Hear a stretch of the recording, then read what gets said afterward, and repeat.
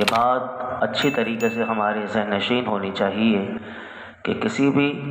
صحابی کی عزت اور احترام اور عظمت اور فضیلت کے لیے یہ ہرگز ضروری نہیں کہ نبی کریم صلی اللہ علیہ وسلم نے نام لے کر ان کی کوئی فضیلت ارشاد فرمائی ہو، کیونکہ مرتبہ صحابیت وہ اعزاز ہے کہ جو کسی بھی عبادت اور ریاضت سے حاصل نہیں ہو سکتا۔ اگر ہمیں کسی صحابی رسول کی فضیلت کے بارے میں کوئی روایت نہ بھی ملے، تب بھی بلا شک و شبہ وہ صحابی اگر حضور کے ہیں تو وہ محترم، مکرم، عظمت، فضیلت کے بلند مرتبے پر فائز ہیں، کیونکہ کائنات میں مرتبہ نبوت کے بعد سب سے افضل و اعلیٰ اور جو مرتبہ ہے وہ صحابی ہونا ہے۔ صاحب نبراس استاذ العلماء علامہ عبدالعزیز پرہاروی چشتی رحمۃ اللہ تعالی علیہ، آپ اپنی کتاب میں یہ بات لکھتے ہیں کہ نبی اکرم صلی اللہ علیہ وسلم کے صحابہ کرام کی تعداد سابقہ انبیاء کرام کی تعداد کے موافق کم و بیش 1,24,000 ہے، مگر جن کے فضائل میں احادیث موجود ہیں وہ چند حضرات ہیں، اور باقی صحابہ کرام کی فضیلت میں نبی کریم صلی اللہ علیہ وسلم کا صحابی ہونا ہی کافی ہے، کیونکہ پیارے آقا علیہ الصلوۃ والسلام کی صحبت مبارکہ کی فضیلت عظیمہ کے بارے میں قرآن مجید کی آیات اور احادیث مبارکہ ناطق ہیں۔ بس اگر کسی صحابی کے فضائل میں احادیث نہ بھی ہوں یا کم ہوں تو یہ ان کی فضیلت اور عظمت کی کوئی کمی کی دلیل نہیں ہے۔ صحابہ کرام کی فضیلت کے لیے اس قرآن کی یہ ایک آیت ہی کافی ہے جو میں نے خطبے میں پڑھی۔ اللہ رب العالمین نے ارشاد فرمایا والسابقون الاولون من المہاجرین والانصار، اور سب میں پہلے مہاجر اور انصار، والذین تبعوہم باحسان، کہ جو بھلائی میں ان کے پیروی کرنے والے ہوئے، رضی اللہ عنہم ورضوا عنہ، اللہ ان سے راضی اور وہ اللہ سے راضی، وأعد لهم جنات تجری تحتها الانہار خالدین فیہا ابدا، فرمایا کہ ان کے لیے تیار کر کے رکھے ہیں باغ کہ جن کے نیچے نہریں بہ رہے ہیں، وہ جاری نہریں ان کے لیے ہیں کہ ہمیشہ ہمیشہ ان میں رہیں۔ فرمایا ذالک الفوز العظیم، کہ یہی بڑی کامیابی ہے۔ تو یاد رکھیے کہ اس سے آیت کریمہ سے بھی یہ معلوم ہوا کہ سب کے سب صحابہ جو ہیں وہ سارے کے سارے صحابہ کرام عادل ہیں اور جنتی ہیں، ان میں کوئی گناہ گار اور فاسق نہیں۔ لہٰذا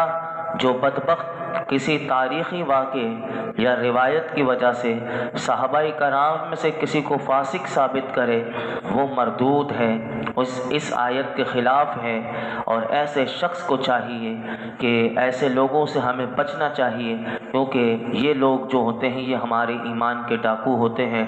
اور وہ خاص طور پر جیسے آج جس ہستی کا میں نے آپ کے سامنے ذکر کرنا ہے وہ ہے حضرت امیر معاویہ رضی اللہ تعالیٰ عنہ، کہ جن کا آج 22 رجب المرجب مغرب کے بعد لگ جائے گی تو ان کا عرس پاک کی تاریخ آج 22 رجب المرجب ہے۔ تو جن کے دلوں میں بغض ہے تو وہ حضرت امیر معاویہ جو صحابی رسول ہیں، میں بھی آپ کو بتاتا ہوں کہ ان کے خلاف، ان کے بارے میں کیسی کیسی لوگ بات کرتے ہیں، اور وہ ایسے حضور کے صحابی کے بارے میں اپنی زبان کھولنے کی جرت کرتے ہیں۔ اللہ ایسے لوگوں سے ہمیں محفوظ فرمائے۔ حدیث مبارکہ سنیے، ترمذی شریف کی حدیث پاک ہے، حضرت عبداللہ بن مغفل رضی اللہ تعالیٰ عنہ اس کو روایت کرتے ہیں کہ اللہ کے رسول صلی اللہ علیہ وسلم نے ارشاد فرمایا میرے صحابہ کے بارے میں اللہ سے ڈرو۔ حضور نے فرمایا میرے صحابہ کے بارے میں اللہ سے ڈرو، اللہ سے ڈرو، میرے بعد انہیں نشانہ نہ بنانا، کیونکہ جس نے ان سے محبت کی تو اس نے میری محبت کی وجہ سے ان سے محبت کی، اور جس نے ان سے بغض رکھا تو اس نے میرے بغض کی وجہ سے ان سے بغض رکھا، اور جس نے انہیں ستایا اس نے مجھے ستایا، اور جس نے مجھے ستایا اس نے اللہ کو ایذا دی، اور جس نے اللہ کو ایذا دی یعنی تکلیف دی تو قریب ہے کہ اللہ اس کی پکڑ فرما لے۔ تو یہ احادیث مبارکہ ہمیں اچھی طریقے سے یاد ہونی چاہیے، اور یہ سبق اپنے بچوں کو بھی ہمیں اس حدیث کریمہ کا یاد کروانا چاہیے کہ ہم جس سے بھی محبت کرتے ہیں تو حضور کی وجہ سے کرتے ہیں۔ مولا علی سے بھی محبت ہے تو حضور کی وجہ سے، اور اسی طرح حضور کے تمام صحابہ سے پیار ہے تو حضور کی وجہ سے، حضور کے اہل بیت سے پیار ہے تو حضور کی وجہ سے، کیونکہ حضور نے یہی فرما دیا کہ جس نے ان سے محبت کی تو اس نے میری محبت کی وجہ سے ان سے محبت کی، اور اگر کوئی ان سے بغض رکھتا ہے تو گویا کہ وہ اس کے دل میں حضور کا بغض ہے، تو وہ اپنے بغض کا اظہار وہ ان ہستیوں کو نشانہ بنا کر وہ اپنے بغض کا اظہار کرتا ہے۔ حضرت امیر معاویہ رضی اللہ تعالی عنہ آپ صحابی رسول کاتب وحی بھی ہیں کہ جو وحی جب حضور پر آیا کرتی تھی، جو حضور کے کاتبان وحی تھے، ان میں سے ایک ہستی حضرت امیر معاویہ بھی ہیں۔ آپ خال المؤمنین، مومنوں کے خالو یعنی آپ مومنوں کے ماموں بھی ہیں، خلیفۃ المسلمین ہیں، اور حضرت سیدنا امیر معاویہ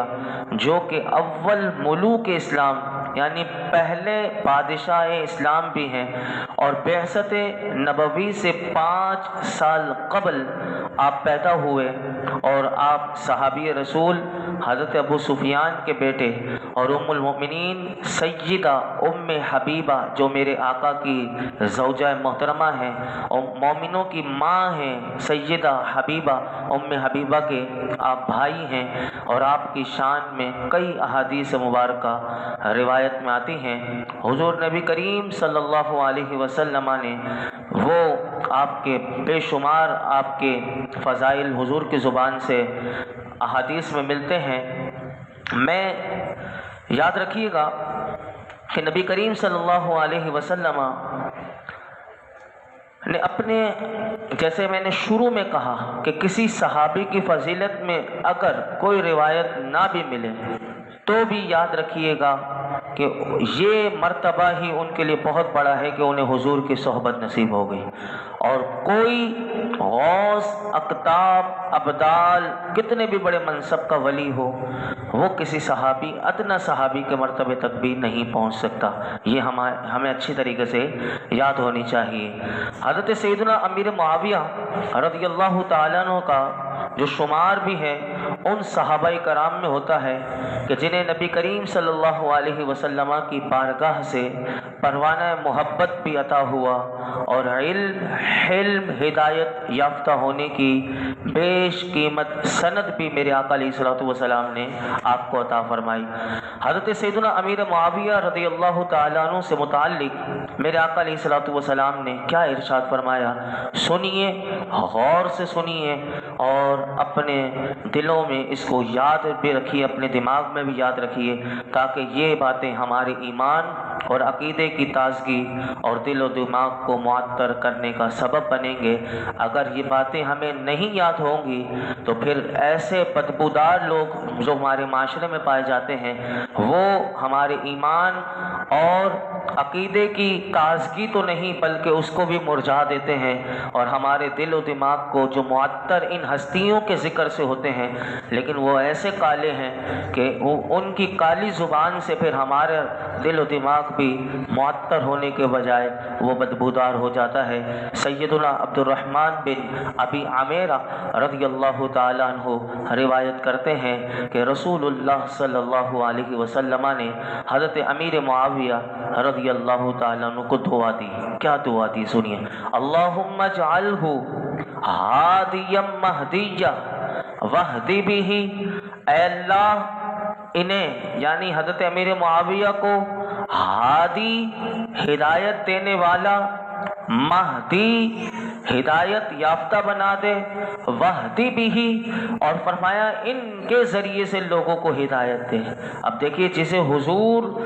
ہدایت کی دعائیں دے رہے ہو، حضرت سیدنا امام احمد بن حجر مکی رحمت اللہ تعالی علیہ اس حدیث پاک کے تحت فرماتے ہیں کہ صادق و مصدوق میرے آقا علیہ الصلوۃ والسلام کہ اس دعا میں اگر کوئی غور کرے تو اسے یہ بات اچھی طریقے سے سمجھ میں آ جائے گی کہ نبی کریم صلی اللہ علیہ وسلم کی اپنی امت کے حق میں خاص طور پر کی جانے والی دعائیں اللہ کی بارگاہ میں اتنی مقبول ہیں کہ رد کیے جانے کا امکان نہیں ہے۔ اور یہ نقطہ بھی ذہن میں رکھیے کہ نبی کریم صلی اللہ علیہ وسلم نے یہ دعا کس کو دی ہے؟ یہ دعا حضرت امیر معاویہ رضی اللہ تعالیٰ عنہ کے حق میں حضور نے دعا فرمائی، اور حضور کی یہ دعا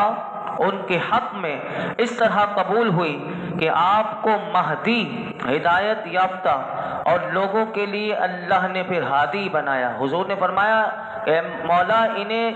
ہادی، ہدایت دینے والا، اور مہدی، ہدایت یافتہ بنا دے۔ تو یہ دونوں صفات جس میں جمع ہو جائیں تو یاد رکھیے کہ اگر اس شخصیت کے بارے میں اگر کوئی بدگو اور بغض اور عناد رکھنے والے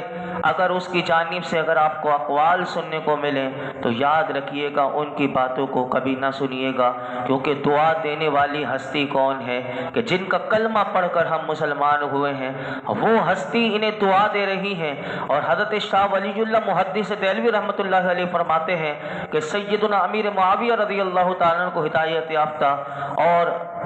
ذریعہ ہدایت اللہ رب العالمین نے حضور کی دعا سے فرمایا، کیونکہ حضور کو یہ معلوم تھا جو اللہ نے آپ کو علم عطا فرمایا، اس علم کی بدولت میرے آقا علیہ الصلوۃ والسلام کو یہ معلوم تھا کہ یہ مسلمانوں کے خلیفہ بنیں گے۔ آج خلیفہ کا نظام نہیں، آج جمہوریت کا نظام ہے، اور یہ جمہوریت کیسا نظام ہے یہ میں بھی عرض کرتا ہوں آپ کے سامنے آخر میں، لیکن پہلے میں جو بات کر رہا تھا تو حضور علیہ الصلوۃ والسلام کو یہ معلوم تھا کہ یہ مسلمانوں کے خلیفہ بنیں گے۔ اسی طرح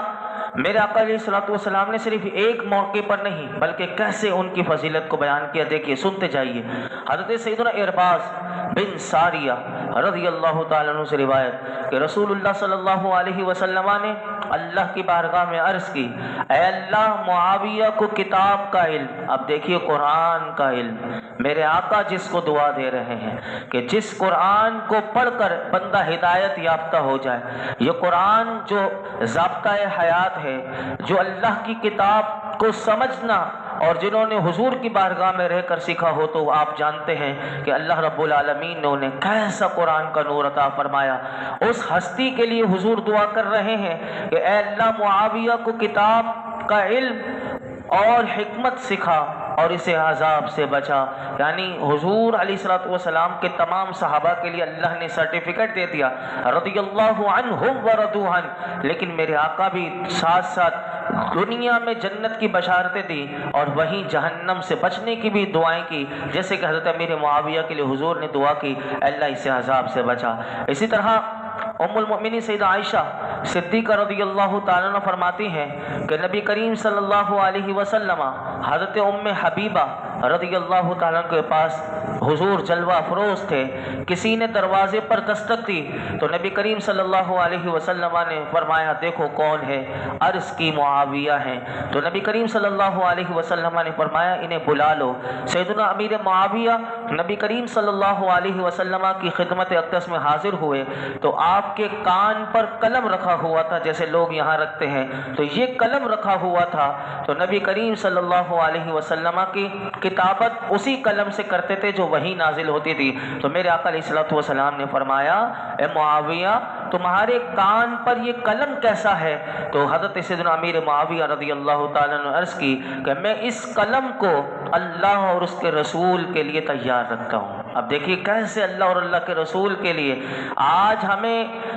ضرورت اس امر کی ہے کہ ہم دین کے لیے بھی اسی طرح تیار رہیں، ہم دین کو تخت پر لانے کے لیے، دین کا نظام جو ہے وہ نافذ کرنے کے لیے اسی طرح ہم بھی تیار رہیں۔ اور ہم کس طرح تیاری کر سکتے ہیں، ہم اس کے لیے کیا مدد کر سکتے ہیں، یہ ہر ذی شعور جو ہے، جس کے پاس عقل و شعور کی نعمت باقی ہے، تو وہ اچھی طریقے سے سمجھ سکتا ہے کہ میں نے اس کو اگر ضائع کر دیا تو اس نعمت کے بارے میں مجھ سے پوچھا جائے گا۔ تو حضرت امیر معاویہ رضی اللہ تعالیٰ عنہ حضور کی بارگاہ میں کہتے ہیں کہ یا رسول اللہ، میں اس قلم کو اللہ اور اس کے رسول کے لیے تیار رکھتا ہوں۔ تو نبی کریم صلی اللہ علیہ وسلم نے ارشاد فرمایا، اللہ تمہارے نبی کی طرف سے تمہیں جزائے خیر عطا فرمائے، اور میری خواہش ہے کہ تم صرف وحی کی کتابت کیا کرو، اور میں ہر چھوٹا بڑا کام اللہ کی وحی سے ہی کرتا ہوں۔ تم کیسا محسوس کرو گے جب اللہ تمہیں پوشاک پہنائے گا؟ اب دیکھیے حضور دنیا میں رہتے ہوئے جن کے بارے میں بتا رہے ہیں کہ پوشاک اللہ کیا جہنمی کو پہنائے گا؟ اللہ کس کو جنت کی پوشاک پہنائے گا؟ اب میرے آقا اس منظر کو دیکھ رہے ہیں اور حضرت امیر معاویہ سے کہہ رہے ہیں کہ تم اس وقت کیسا محسوس کرو گے کہ جب اللہ تمہیں پوشاک پہنائے گا، یعنی خلافت عطا فرمائے گا۔ ایک تو وہ پوشاک ہے، لیکن حضور کی مراد جو تھی وہ دنیا میں پوشاک بھی ملے گی، خلافت بھی تمہیں، یعنی تمہیں مسلمانوں کا خلیفہ بنایا جائے گا۔ تو اس وقت جو آپ کی بہن ہے، حضور کی جو زوجہ محترمہ ہے، جب حضور نے یہ فرمایا نا کہ تم کیسا محسوس کرو گے کہ جب تمہیں پوشاک اللہ رب العالمین پہنائے گا، یعنی خلافت عطا فرمائے گا، یہ بات سن کر سیدہ ام حبیبہ رضی اللہ تعالیٰ عنہ وہ اٹھی اور حضور کے روبرو ہو کر بیٹھ کر عرض کی، یا رسول اللہ، کیا اللہ میرے بھائی کو خلافت عطا فرمائے گا؟ تو نبی کریم صلی اللہ علیہ وسلم نے ارشاد فرمایا، ہاں، لیکن اس میں آزمائش ہے، آزمائش ہے، آزمائش ہے۔ 3 بار حضور نے ارشاد فرمایا۔ تو حضرت ام المؤمنین نے جب یہ پوچھا، سیدہ حبیبہ رضی اللہ تعالیٰ نے حضور سے پوچھا کہ کیا میرے بھائی کو اللہ خلافت عطا فرمائے گا؟ تو حضور نے فرمایا ہاں، لیکن اس میں آزمائش ہے، آزمائش ہے، آزمائش ہے۔ تو پھر وہ سیدہ نے پوچھا کہ یا رسول اللہ، آپ ان کے لیے دعا کر دیجئے۔ تو نبی کریم صلی اللہ علیہ وسلم نے دعا کے لیے ہاتھ اٹھا دیے، اور کیا دعا کی سنیے۔ حضور نے دعا دی، اللہم اہدہ بالہدی وجنبہ الردی واغفر لہ فی الآخرۃ والأولی۔ میرے آقا علیہ الصلوۃ والسلام نے دعا کی کہ اللہم اہدہ بالہدی، اے اللہ معاویہ کو ہدایت پر ثابت قدمی عطا فرما جب خلافت ملے گی۔ تو حضور نے دعا کی کہ اے اللہ انہیں اس وقت ہدایت پر ثابت قدمی عطا فرما، وجنبہ الردی، فرمایا کہ انہیں ہلاکت سے محفوظ فرما، واغفر لہ فی الآخرۃ والأولی، اور دنیا اور آخرت میں ان کی مغفرت فرما۔ اب دیکھیے جن کی مغفرت کی دعائیں کریم آقا علیہ الصلوۃ والسلام فرما رہے ہیں۔ اور اسی طرح اگر آپ دیکھیں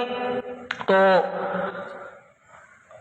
حضرت امیر معاویہ رضی اللہ تعالی عنہ کے بارے میں بے شمار احادیث مبارکہ ہیں کہ جن سے ہمیں پتہ چلتا ہے کہ وہ کیسے قوی اور امین بھی ہیں۔ یعنی جب اللہ رب العالمین اگر کسی کو خلافت عطا فرمائے گا تو جس کی بشارت پہلے سے میرے آقا علیہ الصلوۃ والسلام نے بتا دی ہو صحابہ کرام کو۔ اسی طرح ایک موقع پر نبی کریم صلی اللہ علیہ وسلم نے سیدنا صدیق اکبر اور سیدنا فاروق اعظم رضی اللہ تعالیٰ عنہ کو کسی کام سے متعلق مشورہ کرنے کے لیے حضور نے طلب فرمایا، لیکن دونوں نے عرض کیا کہ اللہ و رسولہ اعلم۔ جب حضور نے کوئی بات پوچھی تو صدیق اکبر فاروق اعظم نے فرمایا اللہ و رسولہ اعلم، کہ اللہ اور اس کا رسول بہتر جانتے ہیں۔ تو میرے آقا علیہ الصلوۃ والسلام نے اس موقع پر فرمایا معاویہ کو بلاؤ اور معاملہ جو ہے وہ ان کے سامنے رکھو، وہ قوی بھی ہیں اور امین بھی ہیں۔ اب آپ دیکھیں کہ اس روایت میں یہ پتہ چلتا ہے کہ کوئی مشورہ طلب کیا گیا، لیکن میرے آقا نے فرمایا کہ معاویہ کو بلا لو، کیونکہ اگر انہیں بلایا جائے گا تو یہ مشورہ ان سے بھی کیا جائے گا، اور حضور نے ان کی فضیلت بھی بتا دی کہ وہ قوی بھی ہیں، یعنی طاقتور بھی ہیں، اور امین بھی ہیں، اور امانت دار بھی ہیں۔ اور حضرت سیدنا عباس رضی اللہ تعالی عنہ نے فرمایا کہ میں نبی کریم صلی اللہ علیہ وسلم کی بارگاہ میں حاضر تھا۔ آج کیسے لوگ حضرت امیر معاویہ کے بغض میں کہ وہ محبت علی کا نعرہ لگانے والے۔ اب آپ دیکھیے کہ حضرت علی سے حضرت امیر معاویہ کیسا پیار کرتے ہیں، سنیے۔ میں آپ نے یہ روایت شاید سنی ہو یا نہ سنی ہو، سنیے۔ حضرت سیدنا عباس رضی اللہ تعالی عنہما نے فرمایا کہ میں نبی کریم صلی اللہ علیہ وسلم کی بارگاہ میں حاضر تھا۔ سیدنا ابو بکر صدیق، سیدنا عمر فاروق اعظم، سیدنا عثمان غنی اور سیدنا امیر معاویہ رضی اللہ تعالیٰ عنہ بھی موجود تھے کہ اچانک حضرت مولا علی شیر خدا تشریف لائے۔ نبی کریم صلی اللہ علیہ وسلم نے حضرت امیر معاویہ سے فرمایا، اب دیکھیے یہ منظر کہ بعد میں ایسے لوگ پیدا ہوں گے، ایسے بدگو پیدا ہوں گے، بغض معاویہ والے پیدا ہوں گے، تو میرے آقا علیہ الصلوۃ والسلام جانتے تو جبھی تو اب دیکھیے نا کہ وہ جب آئے ہیں حضرت علی آتے ہیں تو میرے آقا کیا سوال کرتے ہیں۔ ہر مجلس میں حضور کی ایک الگ نرالا انداز نظر آتا ہے۔ تو میرے آقا علیہ الصلوۃ والسلام نے جیسے شیر خدا آئے تو حضور نے سوال کس سے کیا؟ روایت میں آتا ہے حضرت سیدنا عبداللہ بن عباس فرماتے ہیں کہ میرے آقا نے حضرت امیر معاویہ سے فرمایا، اے معاویہ کیا تم علی سے محبت کرتے ہو؟ تو حضرت سیدنا امیر معاویہ رضی اللہ تعالیٰ عنہ کی اس ذات کی قسم کہ جس کے سوا کوئی معبود نہیں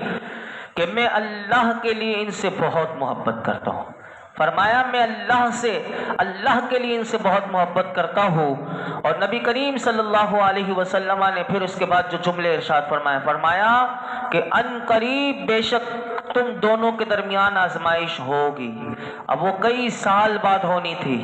اور وہ کیوں ہونی تھی؟ وہ حضرت عثمان غنی رضی اللہ تعالیٰ عنہ کے قصاص سے متعلق تھی کہ جب آپ کو شہید کر دیا گیا تھا، جو جنگیں ہوئی تھی آپ دونوں کے درمیان جو معاملہ ہوا تھا، اور یہ اللہ کی آزمائش تھی، لیکن ہم کون ہوتے ہیں اس میں بولنے والے؟ ہمیں کس نے یہ اختیار دیا ہے کہ ہم ان کے معاملات میں دخل اندازی دیں؟ جب میرے آقا علیہ الصلوۃ والسلام نے پہلے بتا دیا تھا، جب حضور نے پوچھا کہ اے معاویہ کیا تم علی سے محبت کرتے ہو، تو انہوں نے فرمایا کہ یا رسول اللہ کہ میں اس ذات کی قسم کھا کر کہتا ہوں کہ جس کے سوا کوئی معبود نہیں کہ میں اللہ کے لیے ان سے بہت محبت کرتا ہوں۔ تو نبی کریم صلی اللہ علیہ وسلم نے ارشاد فرمایا کہ بے شک ان قریب تم دونوں کے درمیان آزمائش ہوگی۔ تو حضرت سیدنا امیر معاویہ نے حضور کی بارگاہ میں اگلا سوال کر لیا کہ آزمائش ہوگی ہم دونوں کے درمیان،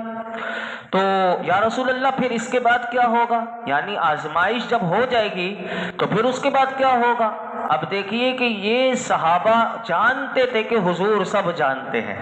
حضور کو سب اللہ رب العالمین نے علم عطا فرمایا ہے، تو پوچھ لیا کہ اس کے بعد کیا ہوگا؟ تو میرے آقا علیہ الصلوۃ والسلام نے شفیع امت نے ارشاد فرمایا اس کے بعد اللہ کی معافی، اللہ کی رضا اور جنت میں داخلہ۔ آزمائش ہوگی لیکن اس کے بعد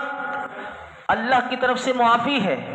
اور اس کی رضامندی ہے اور جنت میں داخلہ ہے۔ تو سیدنا امیر معاویہ رضی اللہ تعالیٰ عنہ عرض کی کہ ہم اللہ کے فیصلے پر راضی ہیں۔ تو اس وقت قرآن کی ایک آیت کریمہ نازل ہوئی، اور وہ آیت کریمہ جو ہے وہ سورہ بقرہ کی آیت کریمہ ہے کہ جس میں اللہ رب العالمین نے ارشاد فرمایا وَلَوْ شَاءَ اللَّهُ مَا اقْتَتَلُوا، اور اللہ چاہتا تو وہ نہ لڑتے۔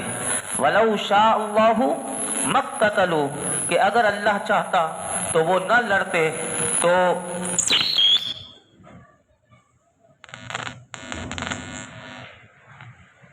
اور اگر اللہ چاہتا تو وہ نہ لڑتے، تو وَلَكِنَّ اللَّهَ يَفْعَلُ مَا يُرِيدُ، مگر جو اللہ چاہے کرے۔ وَلَكِنَّ اللَّهَ يَفْعَلُ مَا يُرِيدُ، مگر جو اللہ چاہے وہ کرے۔ تو یہاں سے یہ بات بھی ہمیں اچھی طریقے سے سمجھ میں آ گئی کہ کیسے اللہ رب العالمین نے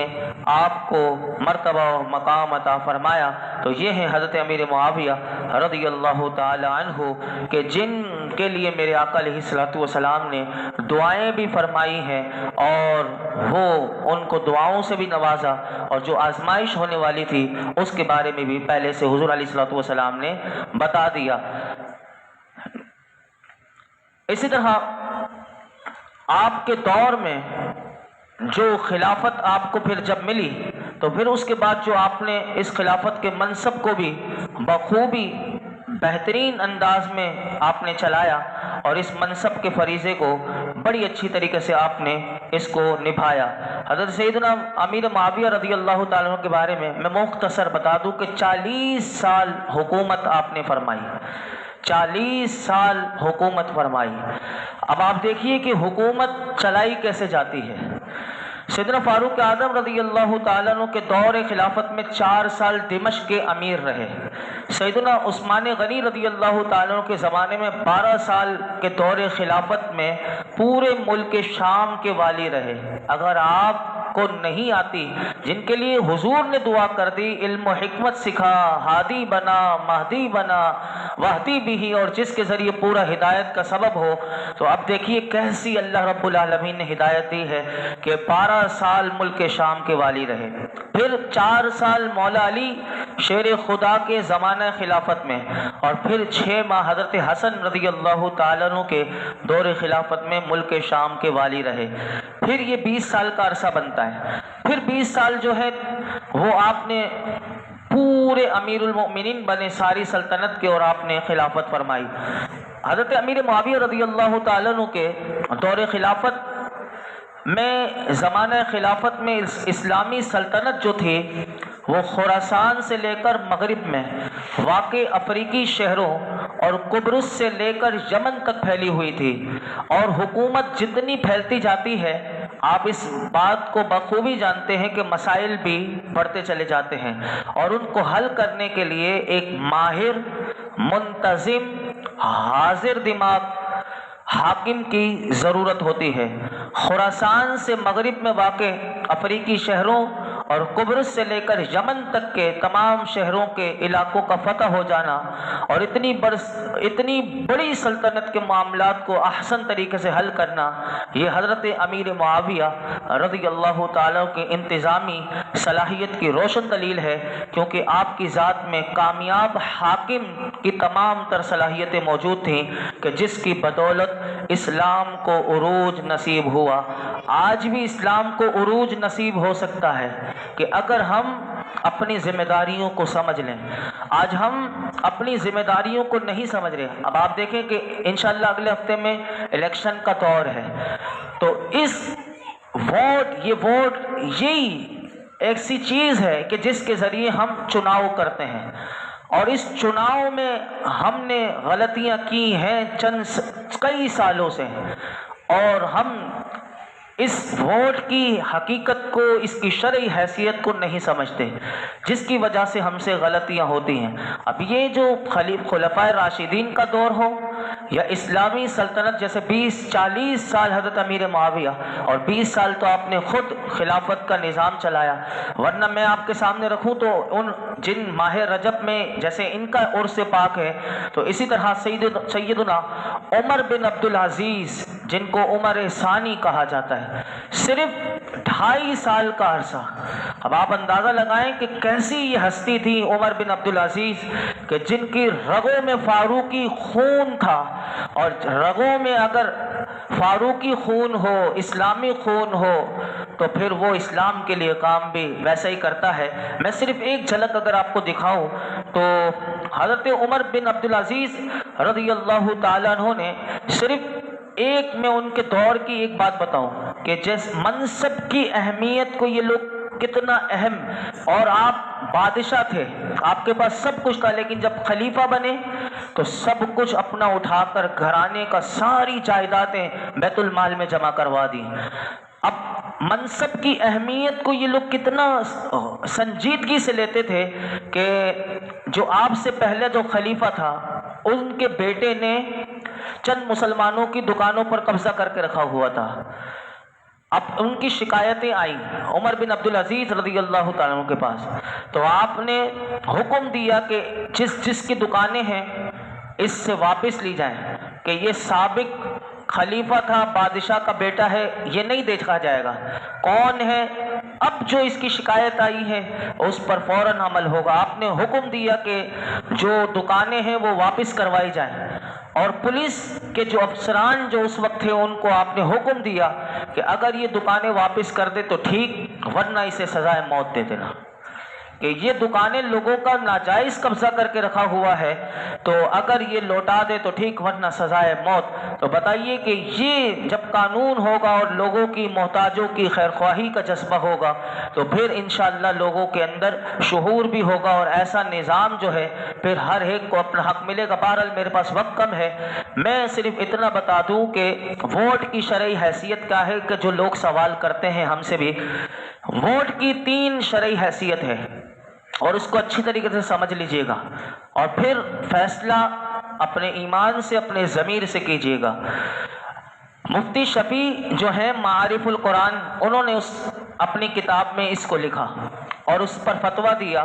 کہ کسی امیدوار کو ووٹ دینا یہ ایک شہادت ہے، یاد رکھیے گا، اور جس میں ووٹ دینے والا جو ووٹ دے رہا ہے تو وہ اس بات کی گواہی دیتا ہے، شہادت دے رہا ہے کہ میرے نزدیک میں جس امیدوار کو ووٹ دے رہا ہوں